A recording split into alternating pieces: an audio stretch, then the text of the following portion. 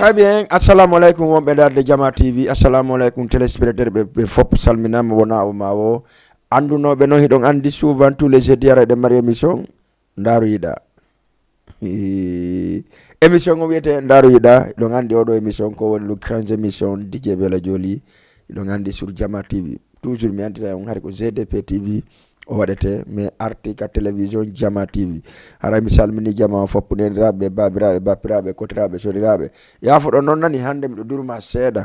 kono hatta waɗen émission on si Allah wlan no jaaɓi ha erde faal ɗum par ce que ɗon andi min ko fi mom mi joɗota ɗo onon kadi ko fi andari toon donc haray c'est ça woni hara mi salmini neniraɓe mi fop e babiraɓe men ɓe kotiraɓe men e bappiraɓe men kala mo walla tigi ko anda ndawrama wawata ittande hoore mum yo Allah wlan no wallumo iwa e hoore jam moƴƴere o hetta activité ji makko ni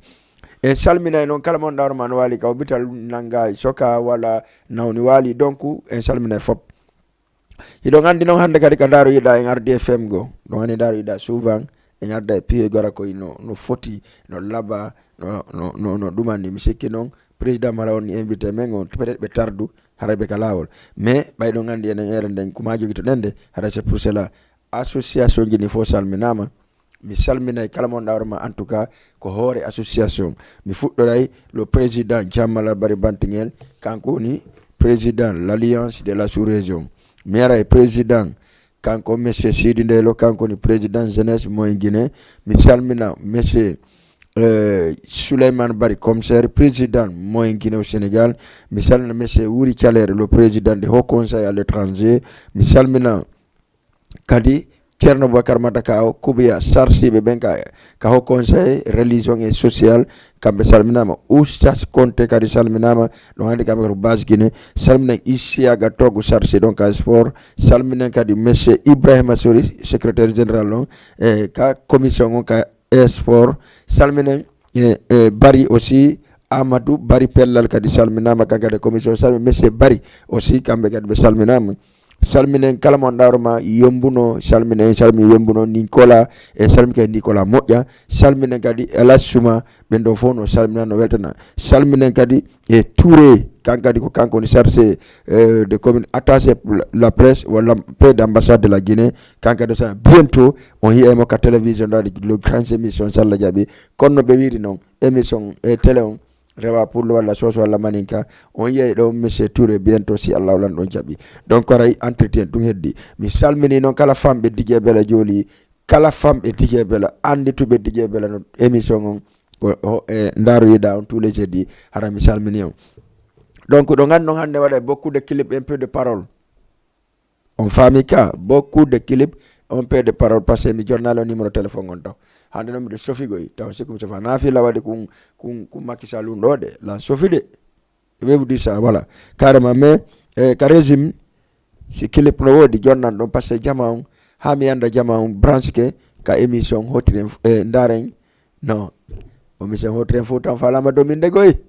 par ce que o joni ko on dummonano de grand émission ma hotiren Fouta mi hakkimo o donc des fois ko de lendi toni waɗaka mais lendi prochain inchallah on yiye kadi goɗɗum ko ka émission ko très fut laaɓa e poy kadi kikiɗe émission no woodi par ce que joni mi mari invité mi ala invité laaɓa e poy on si Allah jaaɓi haray no woodi maintenant dimanche e lendi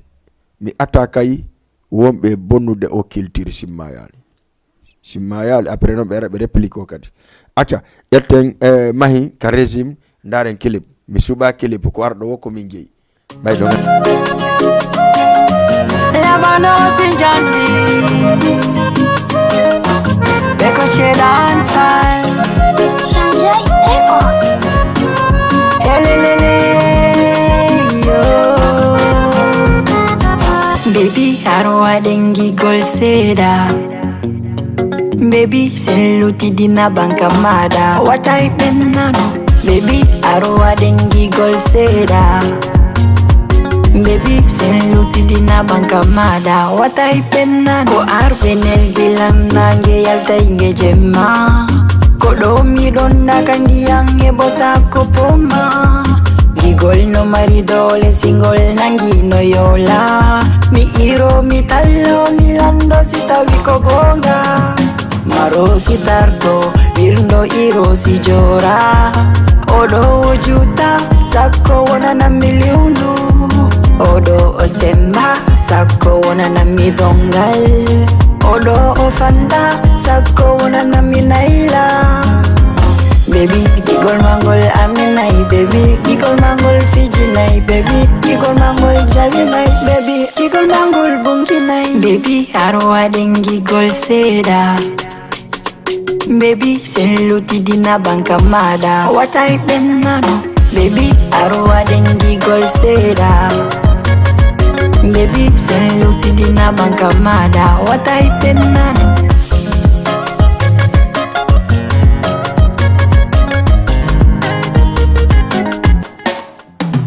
Gigol gido no yurmi, bijir take. Mindo mi jalata, sita wida wemi. Gigol no wuli, nikono sabu mami gondi sintali. Gigol no feki, nikono sabu mami mi wangaki. Dewi watalando no vela mi, Dewi watalando silangidi, Dewi minno wala no lan, Dewi watawulu mi ari, Dewi watalando no vela mi, Dewi watalando silangidi, Dewi minno wala no lan, sheri watawulu mi ari. Gido vela ebude mimi ebi, Abdul Malik onko yondo mi mali. Mindo mi hale mi wachai do no vela me. Mahmoud Kogo to 6 Avenue Koyombe.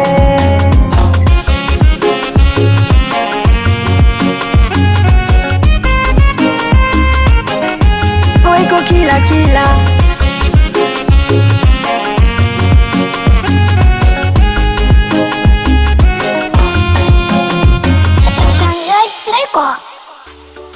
Merci beaucoup haray on yi en dari kilipong en gayni den arde e kadi e émission men on passé do ngandi ko toujours ko daru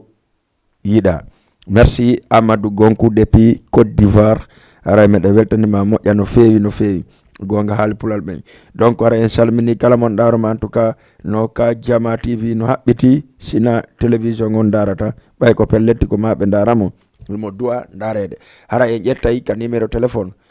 aren ka numéro téléphone 78 116 82 38 affiche na numéro téléphone ka petit écran Jama TV min no hande ko un peu de parole beaucoup de musique et puis aduna clip kadi kala mo peruda don après mi ara jomi toroma clipuji parce que dandi ma jama fuddo no de tawsi mi ara ko mi fala arde ko salminen téléspectateur me fobbe wonbe Grand Yoff, Grand Dakar, Medina, Rebeuss, Niayes Thiokel, Sandaga, Hamé Manoyma,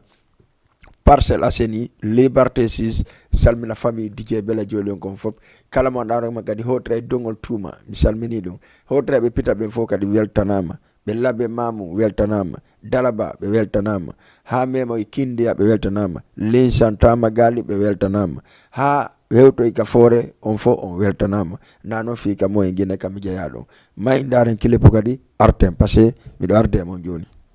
mi ha die babem inni kambe kabe subani mano odon jonga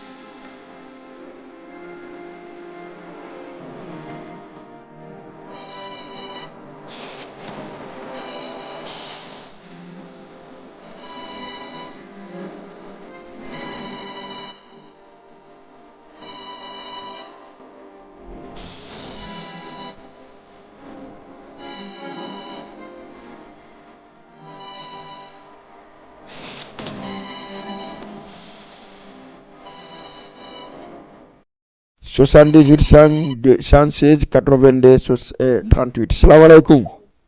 Alaikum salam DJ. Na. On hire jam. No marsude donge jang. Yan ton na kike da. Alhamdulillah don nodda mi honto don inne honno. Khadija depuis Grand Yoff. Hadiza day jang. Depuis Grand Yoff. Ah, depuis Grand Yoff, d'accord. Wonu fewndi ton na kike da. Saba no munya sina mede weltani on. Ala to don MSD. Mi andi go joni morso maw. Na? Joni mi andi clip maw. Awa gasile awandi Hadija sinoddi tun andi ko toroto ka. Ayika. Aw salminama do. Merci Hadisa jarama. Okay. Mi wadante joni morso nan. Merci beaucoup Hadisa depuis Krayob 78 116 82 38 78 116 82 38 ilo ngandi no wodi piji dan dawrama piji bu fe'i depuis le 2 octobre ko feto wada estadi be marikon ko wada partout ko buyno contest dum don vocal ji yalti wonde mari sadaka no do wadede balli natri do yaltri do debbo wadi vocal ji jaka o mo gonfula ha mo'i mi wala na hunda wotre enen be fulbe fuuta mi wawla na yon hunda wotre enen be fulbe fuuta tanke sansali o mentalité men e yata haynokko tanke en accali gayn do hikko yeso men e yata haynokko tanki do wiide ko onon gaynde taw fusi o gayn ton e yata haynokko hido wiide jama on ko ngala hakkil jama on do wiide anda gaynobe sa yi goddo l'ambassadeur de la Guinée iwi ari wi jonnela e der 4 régions naturelles fo 3 personnes ka be yo addu société civile on adda ediyam ben adda ben na bama boni membre de 21 personnes à l'ambassade inna ma de ho conseil wonno be do be ko fenande be jokki fusi ko be gaynta ala passé ko horma be onanno men la yo wade carte coordination on fopo fota acha yette goddo ka ligne 78 116 82 38 allo dama jum allo denga jum d'accord on fami inna ma joni carte coordination on addu mo kala addi andube gaynaybe ben adda ko fi hondu heddi ben ka wata wonde baawo ben don landobe ko hondum woni hondu wawa golde mabbe ko fenugol wada argument ji dan ma ala bop ana gen c'est-à-dire ala bukko ala hore nani mdoji di debbo wadi hino fifo hino wulla fete indépendant ko janga go fureji est-ce que hido ngande ko fureji lu yalti settude hore men en 1958 o ganda mi anda wobbe men do ari heba ka anda fini tawi fete indépendant wade la Guinée da do kala ka wonda woni ka nder suudu mare do fedde l'indépendant ko nyande hedde hore men no ay Sénégal no ay Niger no ay Gabon no ay partout en Allah jour mabbe soti be rew anniversaire mabbe don be feta be weltano Allah e annabi jomudu makko mamo tawdibe kono hide metti geldude e payde metti gerude e pado yo Allah ko laamu taw e respecte on lando e pay no hulbini hakkunde men 78 116 82 38 allo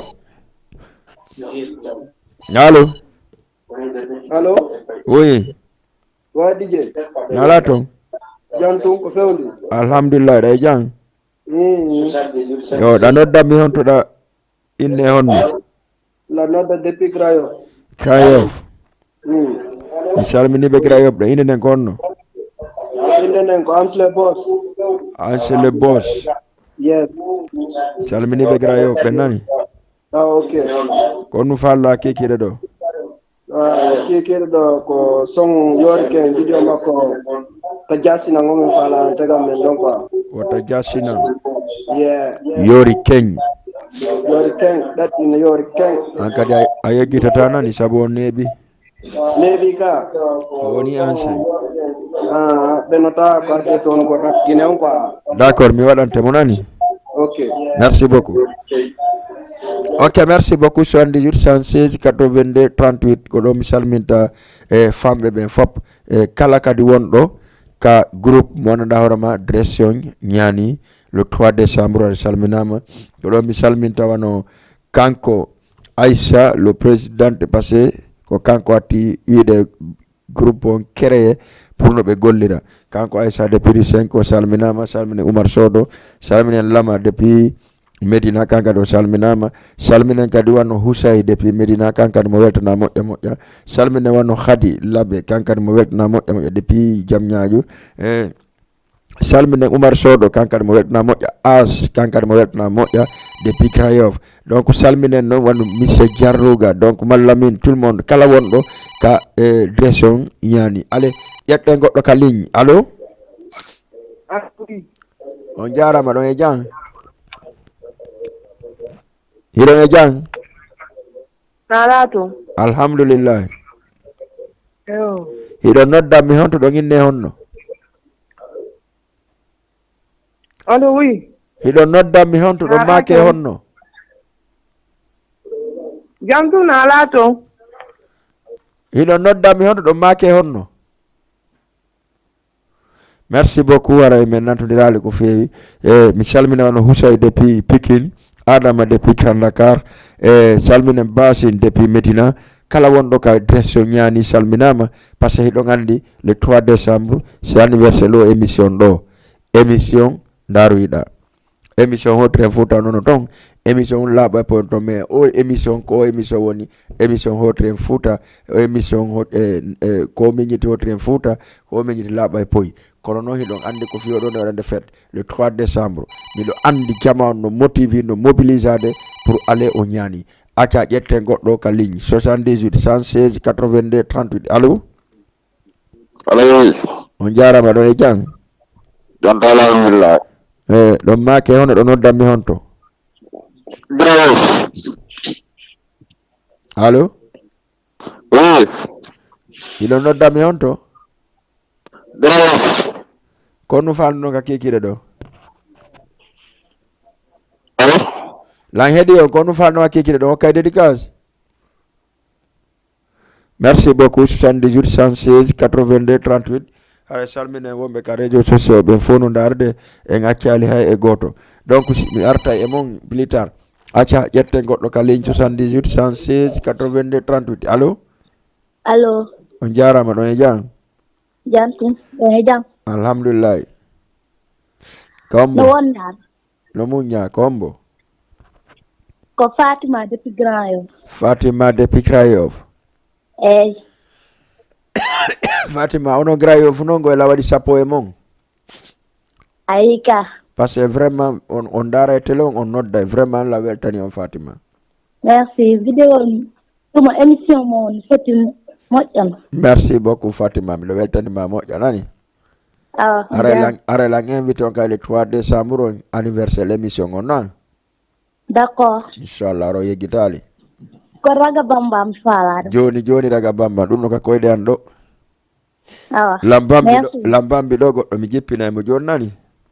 in kan nan bambi ɗo goɗɗo awa jippine ko bambuɗen kon ka awa jippine merci Fatima merci beaucoup As depuis ton parcelle kan kadi salminama cité Missa Mounas aussi kanka ɗo salminama hiɗon andi rewɓe hôtesse ɓen ko ɓe 12 personnes mo yiɗa wa sikka e ɗuma miɗo andi yetta soɓɓe nayi rewɓe ha kono ko anniversaire bon o watnayila 78 116 82 38 Raga Bamba sino waɗi presse auditeur jo ala connan sérieux ba mi jonnamo Fatima andi ko jiwɓe min ko rewɓe ɓuranimmi de non hara worɓe seydinali si goɗɗo kadi mi yettamo allo allo Assalamu alaikum. wa alaikum salam Yebela. na Basin di Medina. hombo Basin Naam. he ando émission a weli Basin Ah. lo maren do maren way maren do ka maren ka oh la la oh la la oh la la oh la la ene mi ala kere di non nalam Basin Amora mia. Merci beaucoup Basine depuis Medina. Andi ko marembe. Et le 3 décembre. Émission darida mi sikitun de nyande kadi décoration on si Allah jabi nyani déjà mi ala wolde parce que si mi woli be ne woko do jama on yara oler ke nadum l'artiste déjà est prêt. Billy Boy kala fala do participer de anniversaire lo mi jonna jon numéro Billy Boy on damo. Allez, jetten goddo ka ligne. Assalamu alaikum. Assalamu alaikum. Wa alaikum salam. On jarama don e jang. Merci beaucoup monsieur kita on bipando yandi fi yalla ono benda le 33 taw don bipude la.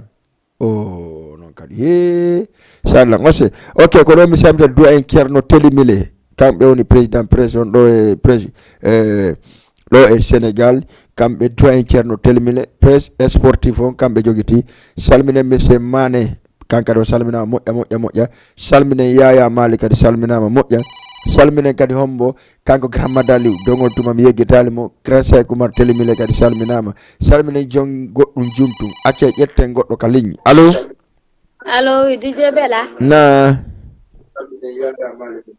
anna way sawa day jang jam tan alhamdulillah kombo nyawli ko inde ese mi adi talima ko DJ Bella mi fala ko mi wonda yewdude ni anna way sawa munasi day jang nyawli ko inde de nodira Medina. D'accord min kadi ala problème jodi sa tori ke morso mi nyawlo mo ka ça va day jang minni adu ita telon seeda famondiren Bolingo adu ita seeda wala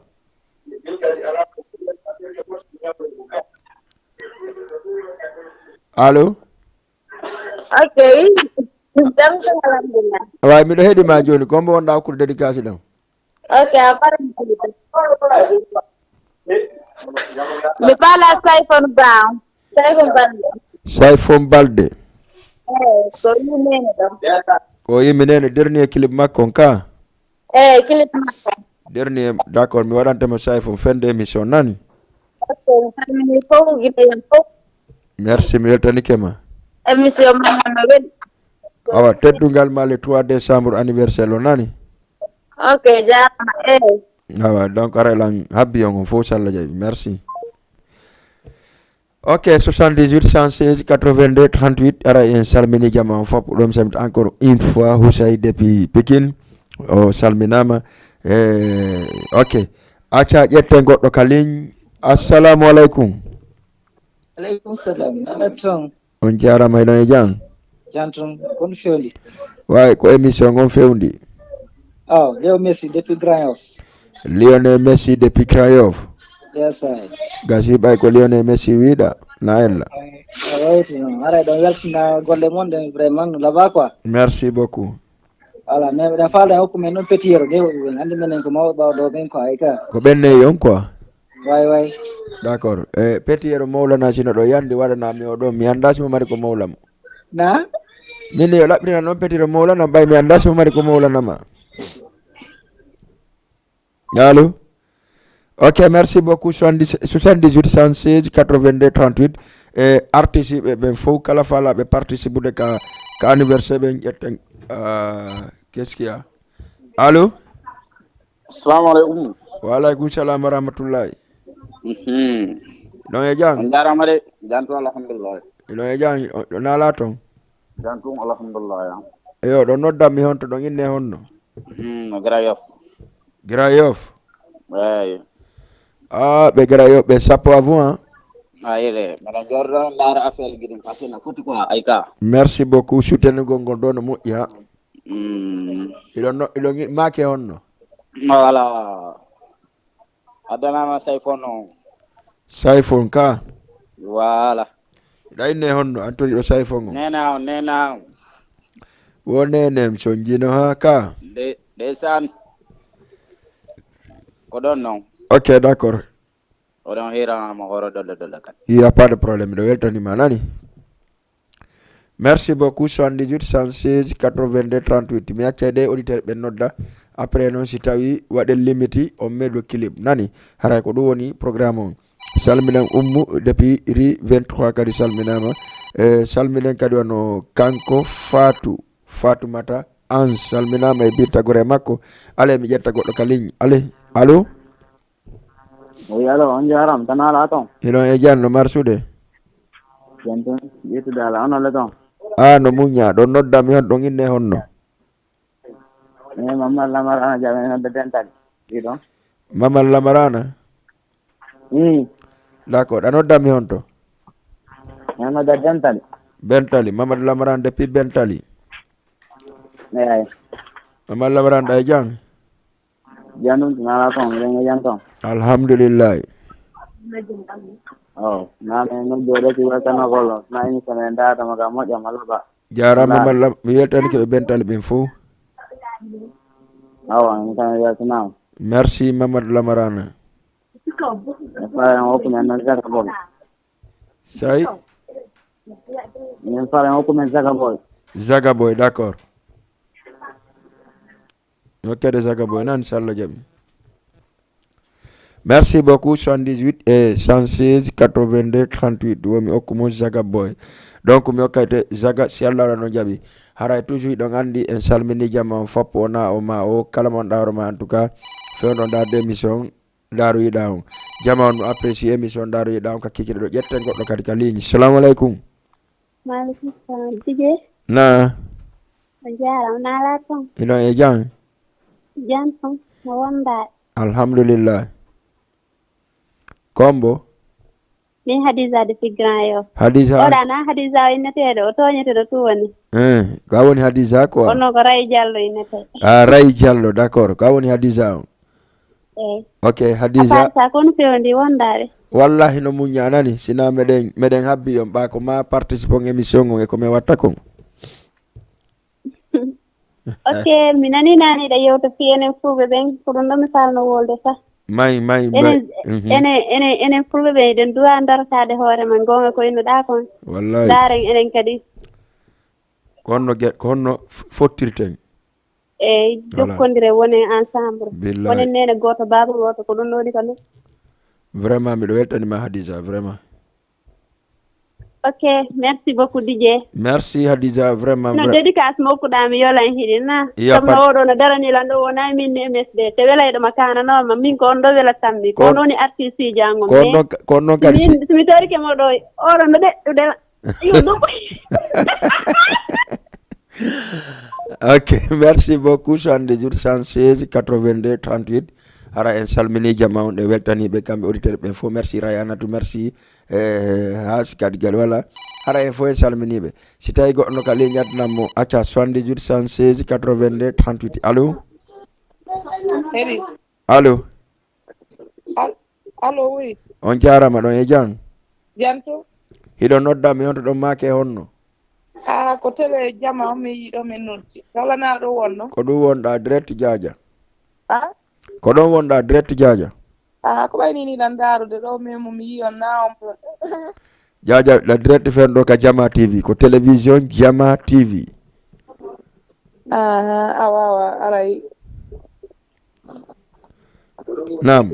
me nyuri ko me weltani ko rek me natu me nyuri awa joni ndare tele on ko tele mo nani awa nani ko to joni tele on to woni do tele on ko wakamo woni ono honto won don menen ko aslan bentali me woni merci beaucoup mede wakam nani kala ka haaju mo yani e tele on haray ko men pre nani kala ko faala dum filmane kala ko faala dum filmane de diviser haray meden do nani ko sibbe mon kadi jey tele on ok on no inete do yettore ne min ko DJ Bella be joli mi do yetta bari kadi bari min ko Diallo merci ko gotum madame salam min ko mi monsieur Mariama ok merci merci beaucoup d'accord merci beaucoup Bintalali wadi baba mali baba mali na ya ejiti dandara do la hiti yo d'accord ya pas de problème nani comme il m'a connu woltude merci beaucoup 78 116 82 38 ko ene woni woldude vraiment merci madame salam a weltanama moƴƴa ani ɓe jodduɗa ɓen fof en salmini ɗum haray acca maykaraga bambanta o arten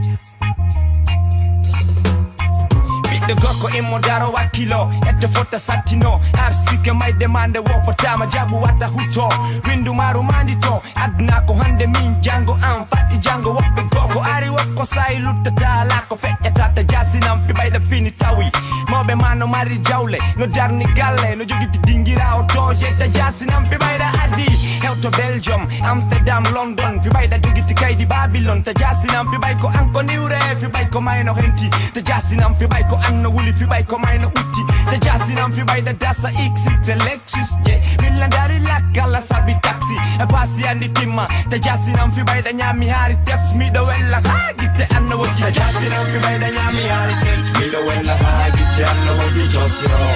ta jasinam fi bayda wodi do mi do lay wata tuto fi bay ko mayno utti do ta jasinam fi bayda nyami hari tef mi do wella gite anno wodi josro ta jasinam fi bayda wodi do mi do lay wata tuto fi bay ko mayno utti do ta jasinam fi bayda wodi do mi do lay wata tuto fi bayla nawni wali fi bayda silly king andi time fokko wonki goti jogi den fop wala to maya goto lutta tale fusi ade take awata jasinam fi bay ko alla woni joma dole kanko tagi lady kamo kanko woni joma fere ta jasinam fi bayda jangi hay de gayne mimmi hayli hado fotte andu be mi hayli handi tale andu be siti dido majubele dido to awata jasinam fi bayda jidi sudu defore anno jibi fi goto pet ta jasinam fi bayda wida chippo yokko fala da sarka jawle ida kellane andi tale muide alla bonata yela no dimmo mako moƴƴi tundo ɗuytata bonnata fusse ma sinasi ɓeyde ɗum ta jasinam fi ɓayda ñami yaari miɗo wella ha gicce allah wonji josio ta jasinam fi ɓayda hoɗi dow miɗo ley wata tuton fi ɓay ko mayno kutti dogdo ta jasinam fi ɓayda ñami yaari def miɗo wella ha gicce allah wonji josio ta jasinam fi ɓayda hoɗi dow miɗo ley wata tuton fi ɓay ko mayno kutti dogdo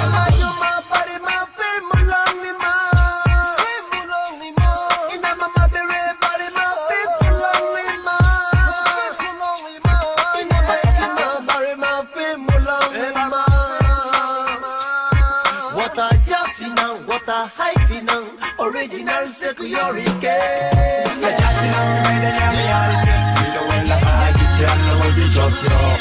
ta jasinam fi ɓayda hoɗi dow miɗo ley wata tuton fi ɓay ko mayno kutti dogdo ta jasinam fi ɓayda ñami yaari def miɗo wella ha gicce allah wonji josio ta jasinam fi ɓayda hoɗi dow miɗo ley wata tuton fi ɓay ko mayno kutti dogdo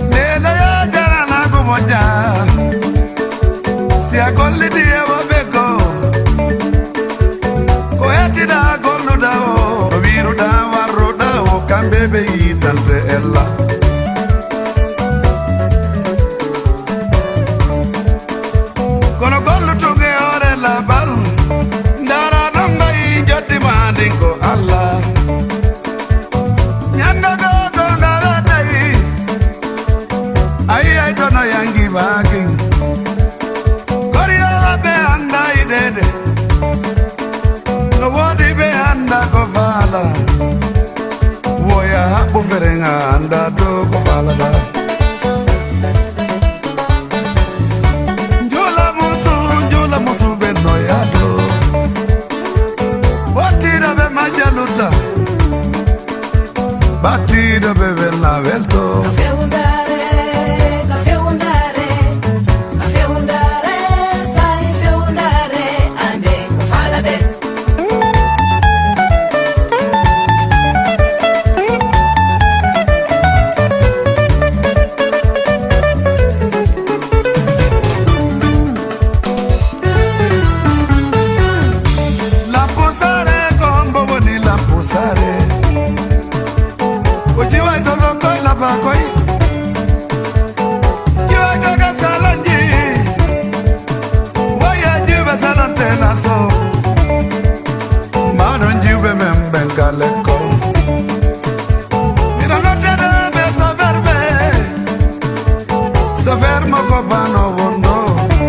Fakai fakai siye bina jona siari kadile ndora ye Sabe bai konaiti Ego bai koida koi bai koi gido yumirabe Moya taxi motor Beko juga lola ba koi bendono yoni honorede Seri de bundu no fini on fami mi wodi ongo pataro karebe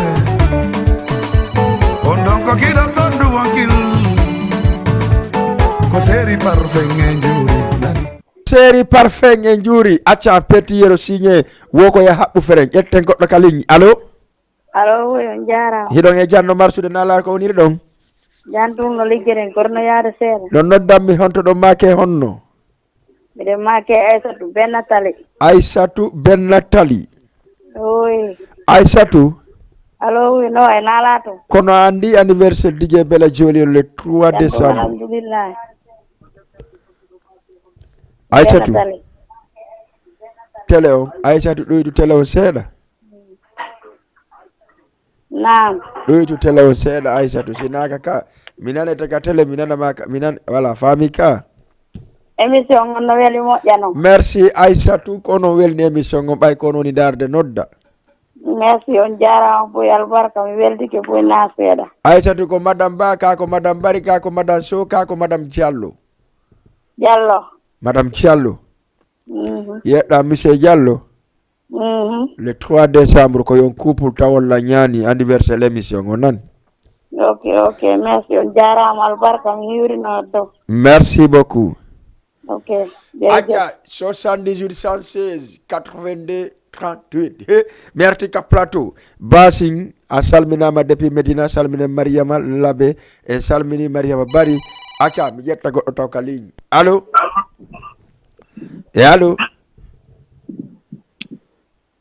allo 1 2 3 allo 1 2 3 merci beaucoup 78 116 82 38 aca avant que ar iɗon andi mi yettike on nanno faux information c'est de faux acca ƴetten goɗɗo ka ligne addi Bella salamu aleykum allo oui on jarama hiɗon e jang jantum na noddammi honto ɗayne honno mi fatagana menen sonno na mi fatagana men son Anka Junior mi nanali ka wiɗa goy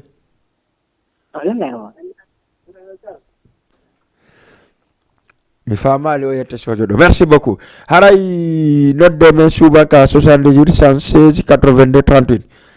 haray merta e mum pour le 3 décembre nano moƴƴa ƴetto numéro téléphone on kadi pour le 3 décembre onon artiste ɓe participa ɓe ka anniversaire ka soirée ka anniversaire ɓe o ƴetta numéro billion 76 410 08 20 76 410 08 20 ƴette goɗɗo ka ligne allo ok haray ko numéro billion noon kanko rewni res artiste ɓen ƴette goɗɗo ka ligne salamu aleykum allo merci beaucoup mi répète numéro Billy jogi woni ka responsabilité mi yetto pour vous dire le 31 décembre le 24 le 31 et le 1er janvier fop ko Billy jogi et le 3 décembre on ƴettay ka Billy 76 410 08 20 kala fala de participer voilà ka anniversaire le 3 décembre assalamu alaikum allo oui assalamu alaikum on jarama ɗon e jang on jarama jabela nam ça va alhamdulillah da jam ana muñi anani alhamdulillah comme alpha ba ha koloban alpha ba koloban mi noddo semaine pas lundi passé way alpha da jang wala jam me dro la bade merci beaucoup alpha no ça da seda ça va ko alpha ko tayre watta alpha ba ko tayre wadata ko kolobani ko tayre wadata tayre no ko mamata gatto mata anniversaire mami fala humbitade ko halnala ko honno e honno wala anniversaire langon ko 3 décembre woni wadde ko teddungal le ma 3 décembre joni si mi faalete si mi jonte min annonce do joni numéro noddal mi annonce do joni numéro noddalan don d'accord joni do numéro ngon joni ala amba numéro non man ma parce que ko mo ito lan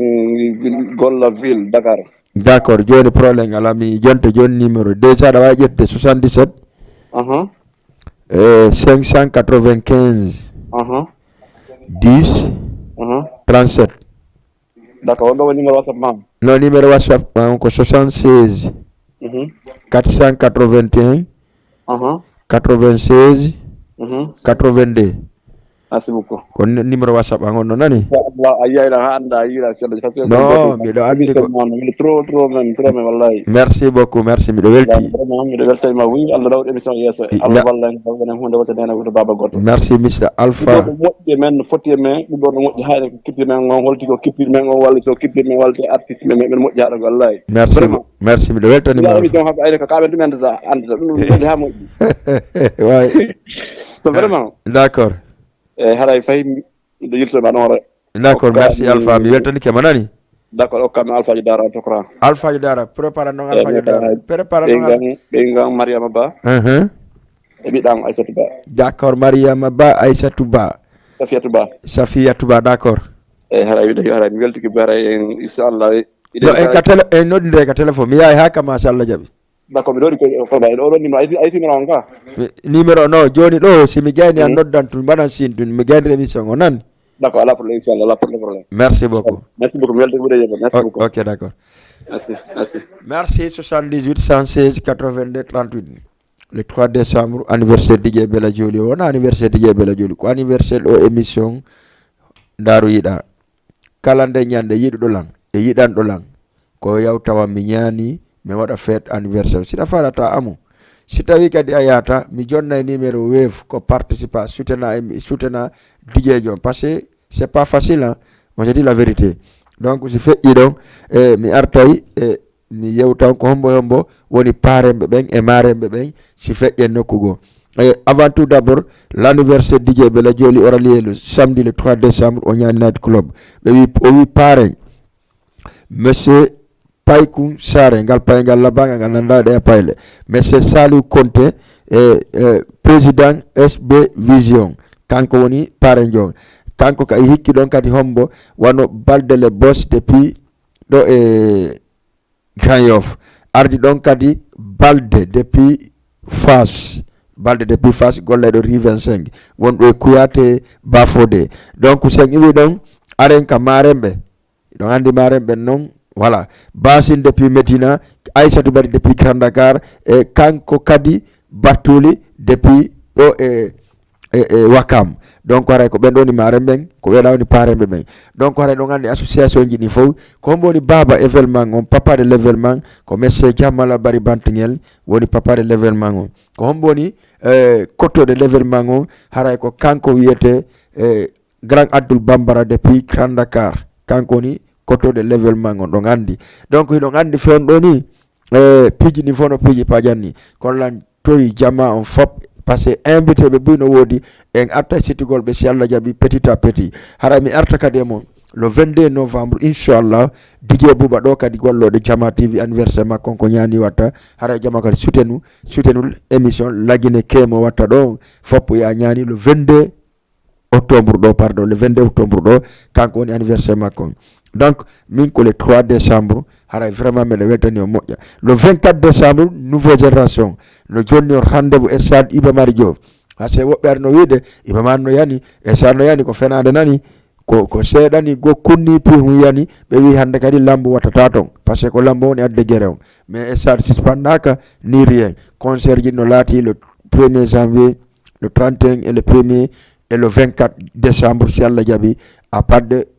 de 19h haray en démarri concert ji ɗi nouveau génération arande Mamadou Junior Fatako wondude kadi e kanko wiyete anti-crazy Sénégal ɗo noon hiɓe ƴetti kadi Alkazayon ko vedeti ɓe min wolde fimo Alkazayon LG 224 LG 224 voilà e wondude e Hesbo Rap kamɓe fof ɓe ƴetta e concert on le 24 décembre e heddiɓe kadi heddiɓe garta e Amadou Badian en invité mo ɗon salminen guiɗo Mama Ya e ɓeygu mum kadi no weltana si goɗɗo no ka ligne ɗawa e adde 78 116 82 30 merci beaucoup donc ilange émission si Allah jaɓi simi gayni émission mi nodda onomo belanude ɓen fof inchallah donc 78 116 82 38 78 116 82 38 si goɗɗo ala ka ligne adnanan kelep acha régime Eskemi we mayatira wife on ma mini olorida jojito wala filma telephone angon komingi titoni masherita de groshu ko jangan tame sanjande eskemi we maya jango ene a comportaki amina zaki ene a comportaki amina zaki kodo si woli koni ya monoda kodunga di avanza fenande kodunga di avanza fenande kodunga di avanza fenande kodunjondi ni kufi madi fenande kodunga di avanza fenande kodunga di avanza fenande kodunga di avanza fenande kodunjondi ni kufi madi fenande muy dari ya yamala ene achitino igol awona nela njoni sikapundo para watali mina ninda magwe konde riya ko tabirike awula za herta ta suma sade do tako ay gite minuma anda primi do funky asiku de mi hule jaga famal ko piji wito ni mi atima siko wotu gol bono wa kono bi munyani ke mama ina mi bare fi alla minni wata mema engar duka en fotu awa mema sida oli kada siku da yara mi futu otatira eskemi we mayatira wife on ma mini olorida jojito wala filma telephone angon komingi titoni masherita de groshu ko jangan tame sanjande eskemi we maya jango ene a comportaki amina zaki ene a comportaki amina zaki kodo si woli koni ya monoda kodunga di avanza fenande kodunga di avanza fenande kodunga di avanza fenande kodunjondi ni kufi madi fenande kodunga di avanza fenande kodunga di avanza fenande kodunga di avanza fenande kodunjondi ni kufi madi fenande dar hina wauda kajodi ya wako ine himbe kaponde liji kwa ine himbe kashisha lunji kwa ine himbe haika restauranti minuma kwa ine himbe yaka kwa ando doma bonna dama kwa ando doma jiba dama ene kwa ando doma ya otoma kodunga ni minuma sinidorini komo huti dao mini fantatama hold it down kodi batama Zaga boy otatira eskemi we mayatira wife on ma mini olorida jodito wala filma telephone angon komingi titoni masherita de crochet ko jangan tame sanjane eskemi we maya jango ene a comportaki ja si abonni o piyata masayata aliko billahi ko sabonnali allo allo assalamu alaikum wa alaikum salam wa rahmatullahi wa ta'ala wa barakatuh grand accu sansa ka mi sansa na honɗum keɗeɗa comporté non sansu non dari ɗi gimi yonda wadde ɗo kono fa lami waɗu non ay ɗum accu sansa ɗum ɗon fof sansu ɗin ɗon seeɗa grand kono fewndi sale 3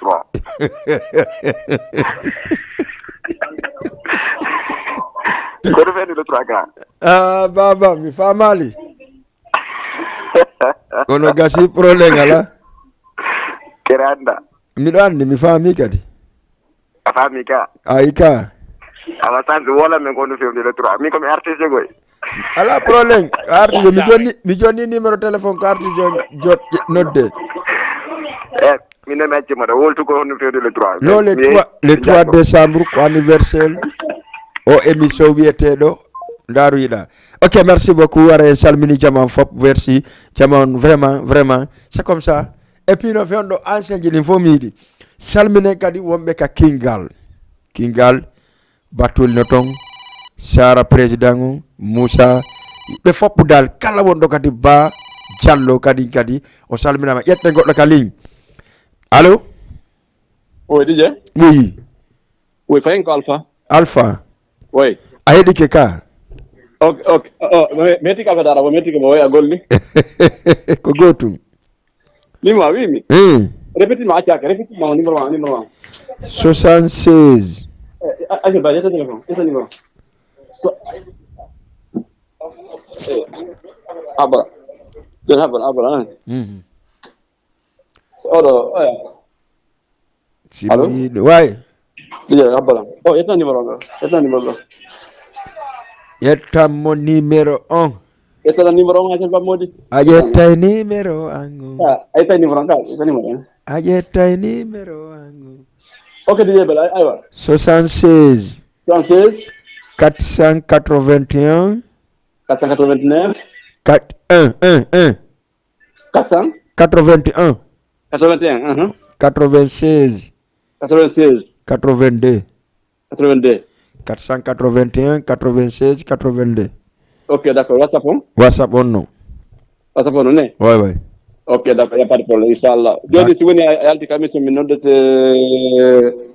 hara dimbi. Il n'y a pas de problème, Alpha. Mi doydi manani. Dimbe il n'y a pas de problème, on est ensemble. Inch'Allah, ayyalango fe, merci beaucoup nani, merci beaucoup Alpha. Merci beaucoup. Koengoto 78 116 82 38, c'est comme ça et toujours c'est là. Je suis là avec vous parce que l'on min Jama TV bientôt harako doaji no jabi parce que Jama TV artum yawi Jama wi min famille feondo si c'est important andara Jama TV. Je vous dis on a mi wadi ko Allah. Merci beaucoup Safiatou Malabari Bantigel. Merci Gio Diallo Kadjatou Pita Esirabian. Merci kadi Binta Chawne et merci kadi wano Aïssatou Koundara Korka depuis la Guinée Feondo Moton et merci aussi Nafisatou Majina Hulali Sarane, merci aussi à Husay Sarane, merci acha yette goddo ka ligne. Allô? Merci salmine kadi wano e don andi membre be fop wono Mariama Boyri o salminama kan kadi salminen salminen kadi wala yette goddo ka ligne. Allô? Oui on jarama don e jang ani mi detta birdi wala petit birdi foka woni depuis 29 langue et en ligne hanki la même chose hekki la même chose hekki la même chose mi nyande 29 hara mi ko sika tele do kono mi do do nata na yotudu golle jama on ha mi ronka bote mo jabota kola a gido mamare o watta wadde dum mi haalay goy sonata be watta wadde do serve parce que do wadi yombe ha fedi yo ya gido mama ya no serve ma wade do fanko gido mama ya fanko putda wol hay fu yo amane dinatu di yewta dole yan jima hara be yette jallo be telimile no coincé o téléphone tout yo si bebe telimile nangima o DG jomo mi anda ko gido jama mi anda ko wuri mi anda ko yo to Allah tumara me fottali ko mo telimile delbi kamba yato no mi o janama no mi del bay ma ko mojja non no way gido mama ya day jang sawa nan alhamdulillah men do Kono wonda préparer nande fewndo. Ah, sina men préparer les 3 ans. Ouais. Les 3 ans non. Les 3 ans non. Voilà. De nyande no les 3 ans non. Ara de loppondira ton de nyande. Ayika. Ari bureno la welde ko sa wadani lan kuma son be mawbe ndube. Maria Mabella. No. Achilon du. Maria Mabella. Leka ju maya de les 3. Yidi na wuri. Et puis gonga makwa on show on clip mari clip ongoy. Yidi yo da biti on. Hande akila ko mabbe yi. No angere gawere ancien quoi. Yo ani mene ko be ngancien. So yar kuno ngada na mi jeli sayo. Ambiance ambiance. Yo nana ko abe do babe. Kondo wato. Sawara men jodi do kawre terrace men to do hendu. No sonnajo on. Sonnajo moy jam. Moy jam moy horade on fota non. Modi mede weltani o sabu gila o ari ida heji. Min kadi. No wano mala. Min kadi. Wota accu bay mi wolri non hara o famali fo. Wi mi min kadi. Wi umi. Gila o ari wallahi dawi coch. Alabitanoma sa.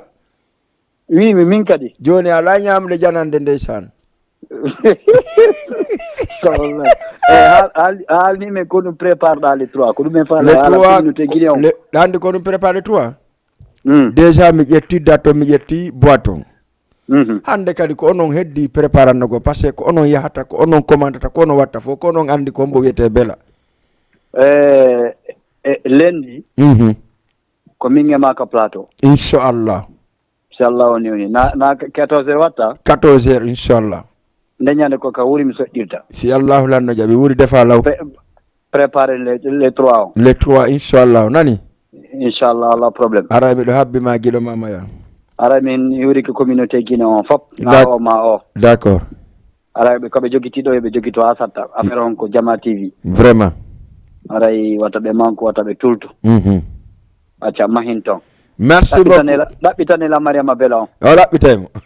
Ok, merci beaucoup. Merci Guido Mamaya, merci misal be mela be fop mi accale hay goto dongo tuma bay on andi Guido Mamaya ko mo mela donc bombel ley bombel dow mi salmina be fop ha hewte dongol kam miside mi rado mi yaka centre mi yaado ndire ha mi hewte kollangel he mi salmini kala won do mo dongo tuma be tayre ben be dukki ben be kaajel ben fop be salmina yetten kadi goddo kalleji min ko dongol tuma mi jeya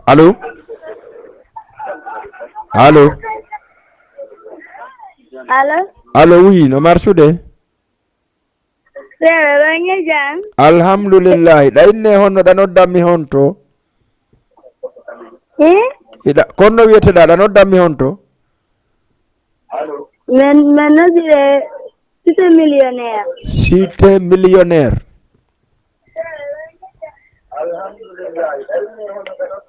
Cité millionnaire. D'accord. Oui, allô? La nyinde Fatoumata Diary Sow. Fatoumata Diary Sow ɗum telema on seeɗa famondire nani ɓay ka yette sojo mi anduno ko an tu watta ɗum awa ɗange jam alhamdulillah ala oui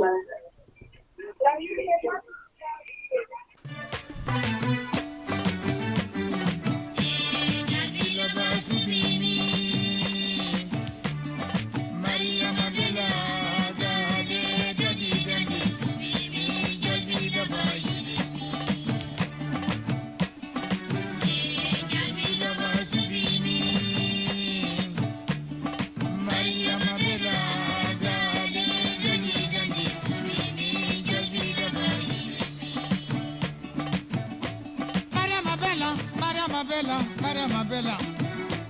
Daddy Dandy Subi me, Yalvilla Bayi me, Eganji Woji on the Baga, Diala Molay Baum, Eganji Woji on the Banga, Baum, Nanyo Cafeta, Arananga Meta Gole.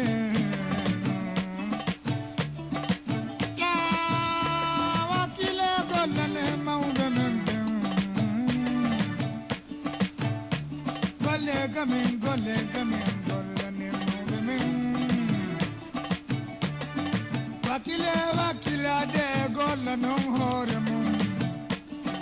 wakili ge hae mama tambata o maya golenga min golenga min golenga min golane maumene kainti gadi lang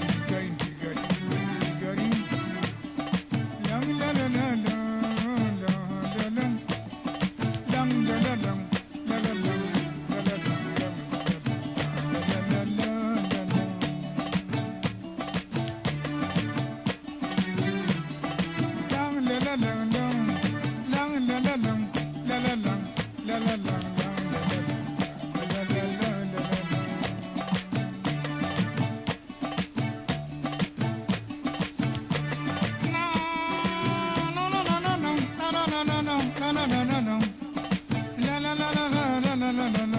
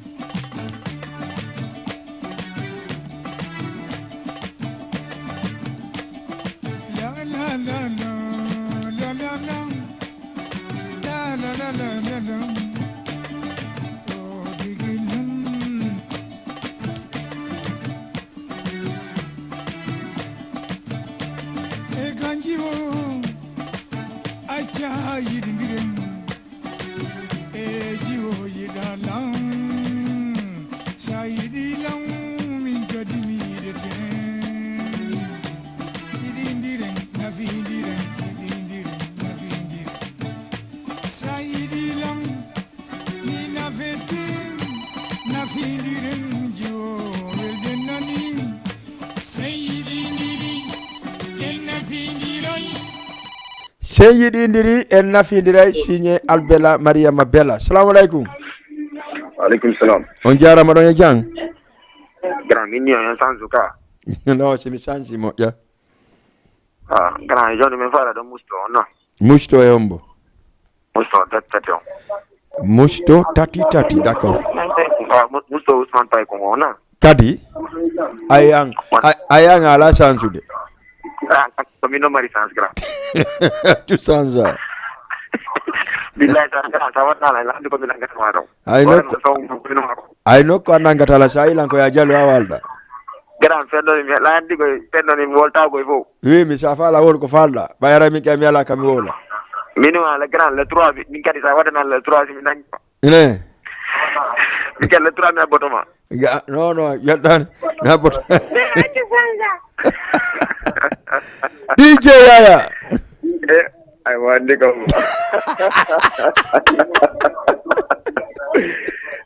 Bella. DJ Yaya afamali. Min ko repère mi mari petit. No, la na ko minu duma afamala dal ko mi na godu. Min kay mi fay madret. So afamali ari. Parce que ni. Yaya. Kimbas no duma, kimbas. Yaya. On to basi woni wala on to basi. Indo bas. No jonni mo don kanko ko muso yidi gonga makko nyande to la muso. Wa basi. Eriye, ati sanja ka. Basi mi ala sanju da fus. Ati sanja halu tura feke fianla. No, si mi sanja halu tura feke kono merta kadi ko mi sanja feu. Inu mama jere yo ati ko ne alde ay marama bela. No, Mariama Bella dun ko minge be ngo wakkido dun don mama gido mama le kam gade sansa gido mama ya accu nani andi fewndo mo jodde be ngo makko accu subhanallah do lendi ay goto do aga mo ratude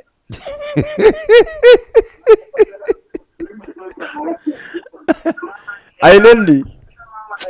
no lendi goddu no do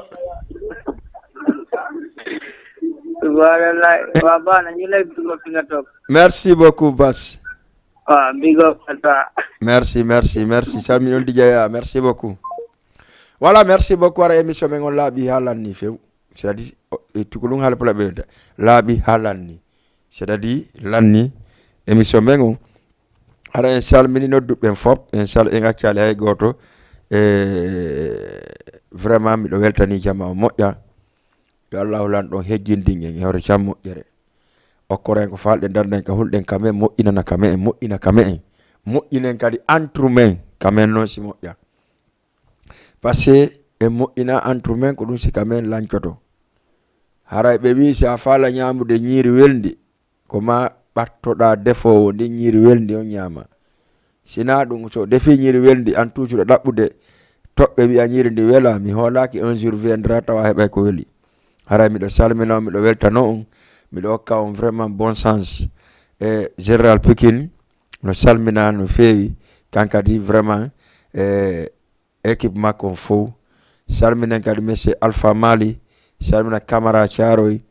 salmina Jambinta Yombol mi salmina Impact Thiaroy mi salmina Ama Taximan miɗo salmina kala mo wanda horma en tout cas no anduno émission on no woodi haray si Allah jaɓi lendi 14h-15h ko ene giɗo mamaya e jiwɓe an waɗoɓe stage ɓen si Allah jaɓi ka émission men lendi laaɓay poy inchallah on va faire de laaɓay poy bien et bon donc si feƴƴi ɗon haray le 3 décembre si Allah lan ɗon jaɓi la noddidi jama fop yo ar fijen waɗen fête molanago welo welo mi salmina Billy Boy parce que kankadi mo wakkili ko affiche ji vraiment mo wakkili Billy haray vraiment big up à toi merci DJ Yaya merci DJ Boss merci Lamzo kala wonɗo e wadde nangude anniversaire long merci aussi à Bassirou haray miɗo weltani ɗum on se dit bye ciao en e lendi 14h-15h ka émission hotiren Fouta régime on se dit bye à lundi.